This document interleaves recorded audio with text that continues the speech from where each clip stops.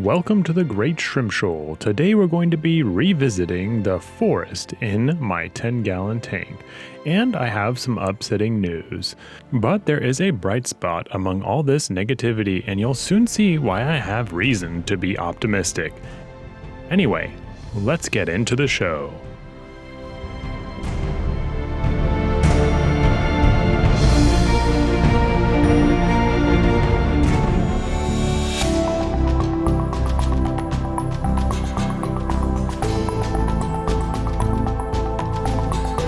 So, I have discovered an even more disturbing occurrence in the forest than the disappearance of my very first neocaridina shrimp that I had.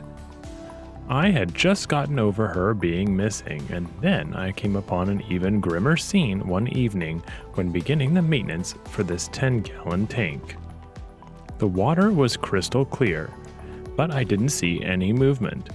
It wasn't immediately worrisome because after all, the jade green cherry shrimp that live in the forest are now nearly invisible among all the rotala, so it does take a few minutes to spot them, especially if they're not moving. My last count had 3 adults, and one of those was a female who was pregnant, so I didn't completely give up on rehabilitating this community, at least not yet. But on that evening, I turned out the lights and started to comb the tank to find out who remained. Usually it only takes a few minutes to spot at least one individual moving around. There was a juvenile the last time that I checked too. It's true that the plants have become too much for this 10-gallon tank to handle. Visibility is null, and I also have to keep something called respiration in mind, as there is a neat little thing that happens when the lights go out each night. You see, during the day, aquarium plants breathe in carbon dioxide and exhale oxygen, just like the plants on the surface above water do. This is what provides the bulk of the oxygen in a planted tank, and it also means that a really efficient planted tank doesn't need much else to keep its residents alive. But at night, the entire system gets turned on its head as the oxygen levels cap off and the plants reverse their respiratory process, exhaling carbon dioxide as their leaves shrink a little. It's a wonderful thing to see as the entire forest takes on a different look, but I have recently worried that this sudden drop in oxygen could have a dangerous consequence for the shrimp living in this now overcrowded tank.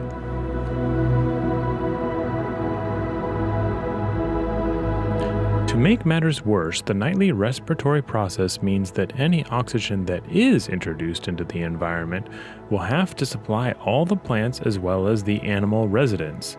So, good water movement, bubbles, and air stones can only do so much when the plants start to take over. At least that is the idea. I have no tools right now to check the oxygen levels, so at this point it's pretty much guessing as to what has caused this slow die-off. It's also worth noting that typically there is a balance in this tank between the plants and the algae, so the idea that something is grabbing up all the oxygen here might be the most probable, because the tank water is really clear, there's not algae anywhere, but we'll have to see. In the meantime, I think I better continue looking around. I've missed stuff in this tank before by being too hasty and moving on too quickly. So, my first thought is to flip over the almond leaf in the middle. It's actually started to wear out its usefulness and is probably going to be replaced soon. I was actually holding off on doing any big maintenance or changes to this tank specifically because I knew that there were pregnant females in this community. I was planning on uprooting and cutting back most of the rotala, but that usually creates a lot of cloudiness, which would necessitate filtering the water and doing a lot of movement of the rest of the water in the tank, which, if there were any baby shrimp, would actually cause them a lot of distress and possibly suck them up as well.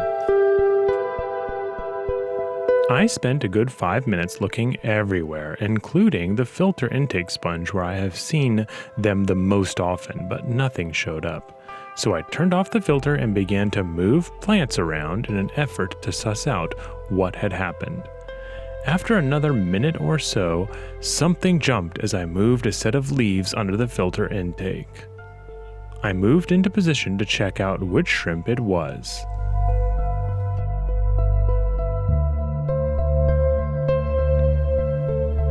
It was the lone female with her eggs. What a relief. But it was also becoming clear that she was probably alone in the tank now, and what that meant is even more worrying. Something had been very efficient at picking off the neocaridina in this setting. What it is, animal, vegetable, or mineral, I haven't been able to figure out, but one thing is clear.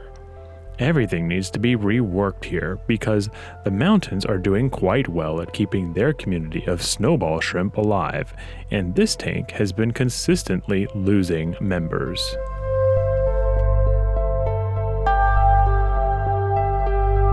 The community of green jade cherry shrimp numbered close to 20 individuals around the new year, and it has taken only a few months to lose a substantial portion of that group. Even more concerning is the fact that I can't locate the bodies of the shrimp almost at all. That's not entirely unheard of because shrimp are scavengers and omnivore, so they'll eat another shrimp that has died. Eventually though, especially if the number of live shrimp has dwindled, you'd think that a dead shrimp would at least last long enough for me to find it, but no.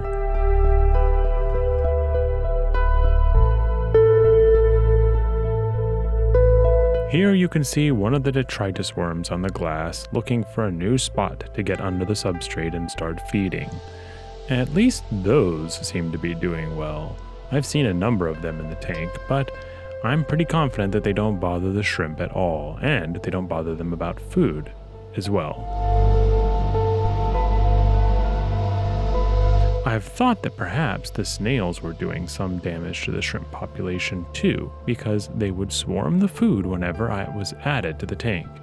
Usually the shrimp aren't too shy because the snails don't make any sudden movements, but there's always the possibility that the snails just simply crowded out the shrimp every time the feeding started, and the lack of algae created a double whammy that wiped out a good portion of the healthy shrimp.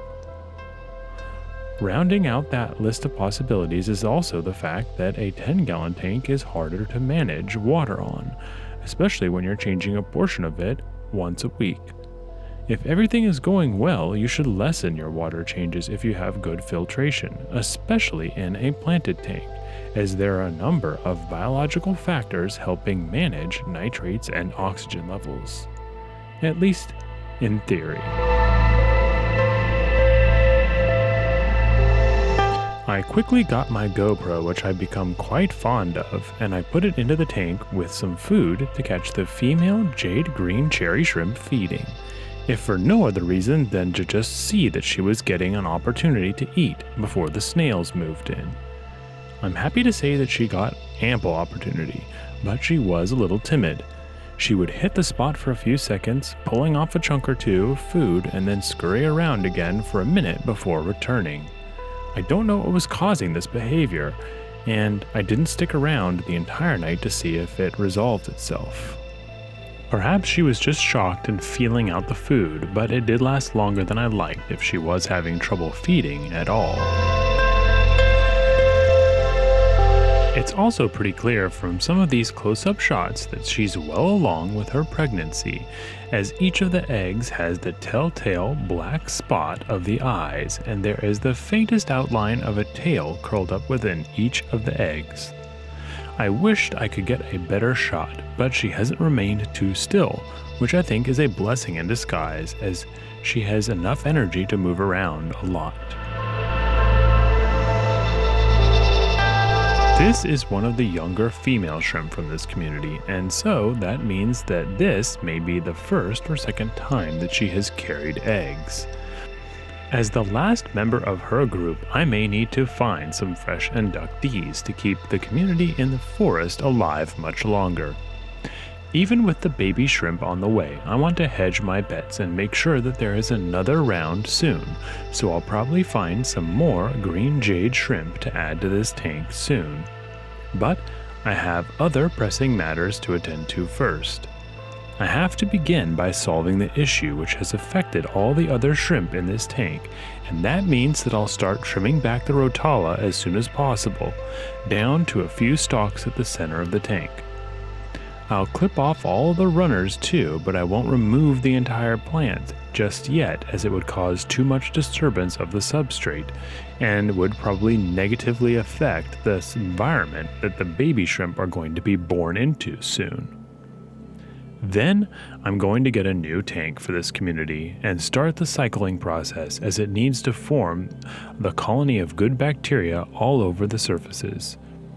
Despite a few rumors that simply using the tank water from a cycled tank is sufficient to start a new tank, I know that while that is a good idea to begin the process, it actually still takes a few weeks to give the water time to set a foothold on the tank and filter components. So it still has some time yet before I'm able to move this shrimp and the other green jade cherry shrimp into the new tank that I have in mind. So, switching gears to a completely lighter note, this last jade cherry shrimp has a positive outlook. I'm going to revitalize the forest before her fry arrive and hopefully get it shipshape well ahead of time, while simultaneously getting a new tank for them up to speed quickly. It also looks like I'm going to choose option B for my 75-gallon monster tank, as it won't be ready to move in the residents of the forest anytime soon either. It's just not even close to ready yet. I'm really excited for you to see what I have planned for the forest coming up, and I'm going to start immediately, so look forward to hearing about that in the next few videos that I drop. I have a few novel ideas that might be really good for a community of shrimp that would solve a number of issues while simultaneously creating a great visual effect and good planting scape. I'm going to keep a close eye on this last remaining jade green cherry matriarch over the next few days, and I'll make sure to update you when her fry arrive as well. For today, I think it's time to let this tank sleep for the evening. Goodness knows that the snails are just chomping at the bit, revving their slow little engines, getting ready to blast across the substrate and gobble up this shrimp's food. Thank you for showing up as always, and please make sure to have some sweet shrimpy dreams before we meet next. Dream of jade cherry shrimp beating the snails to the finish line. Good night.